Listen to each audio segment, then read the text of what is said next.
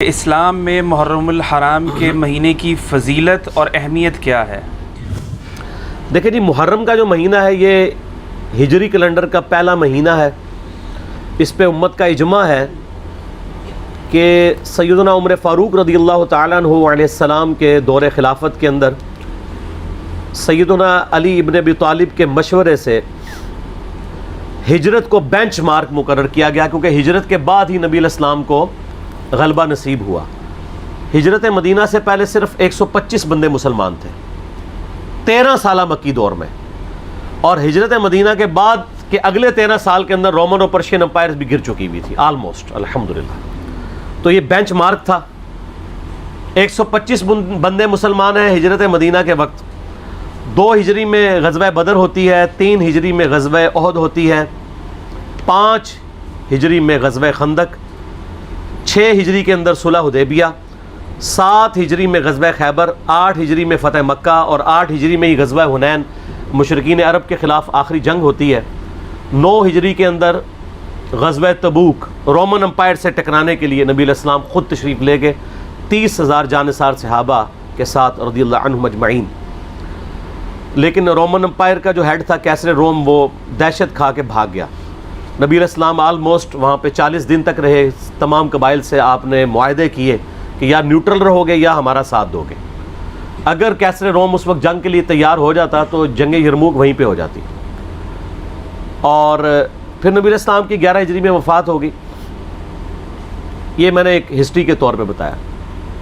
سیدنا علی کا مشورہ تھا کہ ہجرت کو ہم بینچ مارک مقرر کر کے پیرلل میں جو ہمارا لیونر کیلنڈر ہے چاند کے اعتبار سے، وہ ہجری کیلنڈر سٹارٹ کیا جائے۔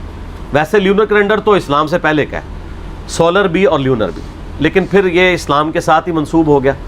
عیسوی بھی مسلمانوں کے ہی ہیں اور ہجری بھی مسلمانوں کے ہی ہیں۔ سیدنا عثمان رضی اللہ تعالیٰ عنہ کا مشورہ تھا کہ محرم کو بینچ مارک کیا جائے پہلے مہینے کے اعتبار سے۔ نبی علیہ السلام کے مبارک دور میں، سیدنا ابوبکر کے دور میں یہ ڈیسائیڈ نہیں تھا کہ کس مہینے سے اسلامی کیلنڈر سٹارٹ ہو، تو سیدنا عثمان کا مشورہ تھا کہ محرم سے سٹارٹ ہو۔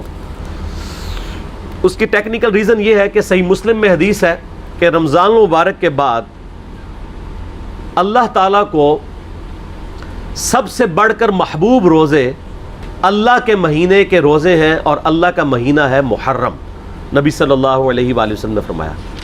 تو چونکہ اللہ تعالیٰ نے اسے خاص اپنے ساتھ اس مہینے کو کیا ہے، رمضان تو امت کا مہینہ ہے، محرم کے مہینے کو اپنے ساتھ خاص کیا ہے، اس لیے سیدنا عثمان کا مشورہ تھا کہ اسے بینچ مارک کیا جائے۔ اس کے علاوہ سورہ توبہ کی آیت نمبر 36 میں آپ پڑھیں گے کہ جب سے اللہ تعالیٰ نے زمین و آسمان کو پیدا فرمایا تو حرمت والے مہینے 4 ہیں، کل مہینوں کی تعداد 12 ہے۔ آپ دیکھیں لیونر ایئرز دیکھیں، اس میں 12 مہینے ہیں، سولر میں بھی 12 ہیں، اور ان میں سے 4 حرمت والے ہیں۔ وہ کون سے 4 ہیں؟ وہ بخاری اور مسلم دونوں میں یوم النحر کا خطبہ ہے نبی علیہ السلام کا، قربانی والے دن کا۔ اس میں آپ علیہ السلام نے فرمایا وہ 3 کنزیکٹو مہینے ہیں، ذی-قعدہ، ذوالحجہ اور محرم، اور چوتھا مہینہ ہے رجب کا۔ یہ 4 حرمت والے مہینے ہیں۔ اسلام سے پہلے بھی ان مہینوں کے اندر جنگ کرنا منع تھی، لڑائی کرنا منع تھا، اور اسلام نے بھی اسے حرام کیا۔ ان کی یہ حرمت ہے۔ تو اسلامی جب کیلنڈر کا آغاز محرم سے ڈیسائیڈ کیا گیا، پھر محرم کی اہمیت اور بڑھ گئی کہ پہلا مہینہ ہی حرمت والا ہے۔ اس کے علاوہ محرم کے مہینے میں ایک دن ایسا تھا، عاشورہ کا دن، جو بخاری مسلم میں آلموسٹ 50 احادیث ہیں کہ جو اسلام سے قبل بھی مشرکین عرب اس دن کا روزہ رکھتے تھے، اسلام نے اسے کنٹینیو کیا، اور جب تک رمضان کے مہینے کے روزے فرض نہیں ہوئے، یہ عاشورہ کا 10 محرم کا روزہ فرض تھا۔ عاشورہ کا لفظ بخاری مسلم میں موجود ہے۔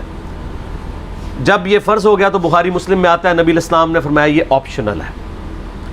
اس کے علاوہ ایک اور حدیث بھی ہے بخاری اور مسلم میں، جب نبی علیہ السلام ہجرت کر کے مدینہ شریف آئے اور آپ کو یہ پتہ چلا کہ یہودی جو ہیں وہ 10 محرم کا روزہ رکھتے ہیں، تو آپ علیہ السلام نے ان سے پوچھا کیوں رکھتے ہو؟ تو انہوں نے کہا کہ ہم اسے عید کے طور پہ مناتے ہیں۔ ایک طریق میں آتا ہے عید کے الفاظ، ایک میں آتا ہے ہم خوشی کا دن مناتے ہیں، ایک میں الفاظ ہیں ایام اللہ میں سے ہے۔ یہ تینوں الفاظ بخاری مسلم میں ملتے ہیں۔ تو آپ صلی اللہ علیہ وآلہ وسلم نے فرمایا ہم زیادہ حق رکھتے ہیں کہ حضرت موسیٰ علیہ السلام کا یہ دن ہم منائیں، تو آپ نے فرمایا تم بھی روزہ رکھا کرو۔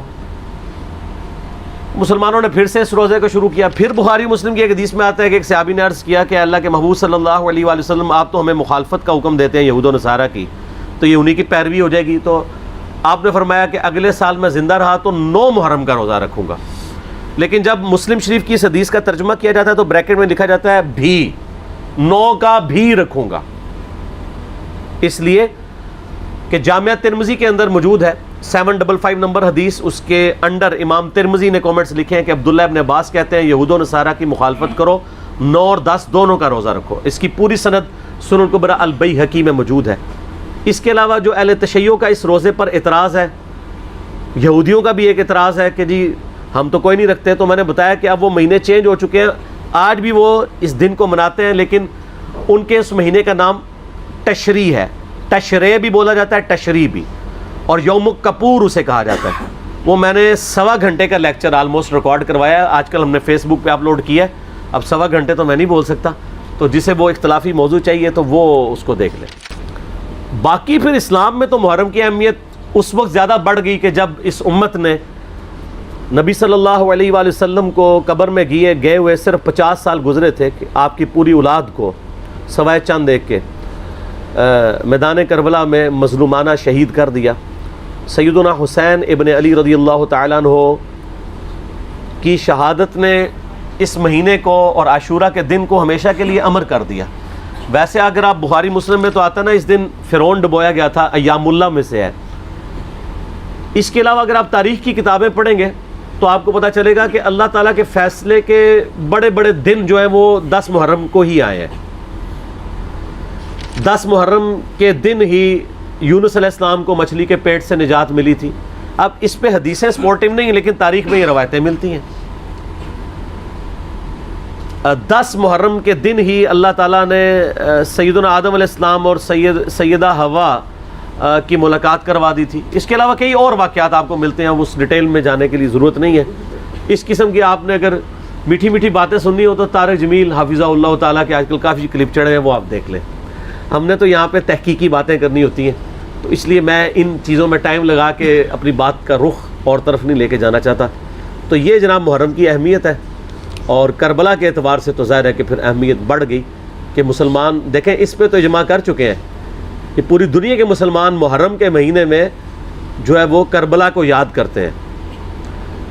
کوئی اس دن ماتم کر کے یاد کرتا ہے, کوئی اس دن فضائل اہل بیت سنا کے یاد کرتا ہے, کوئی اس دن یزید کے فضائل سناتا ہے. تو اپنا اپنا کام سارے ڈیوٹی پوری کر رہے ہیں, ٹھیک ہے. تو نصیب والوں کا حصہ ہے. اللہ تعالیٰ ہمارا خاتمہ اہل بیت کے ساتھ فرمائے, قیامت والے دن ہمیں معشور فرمائے ان کے ساتھ, آمین. اور ان کی محبت پہ ہمارا خاتمہ فرمائے, آمین.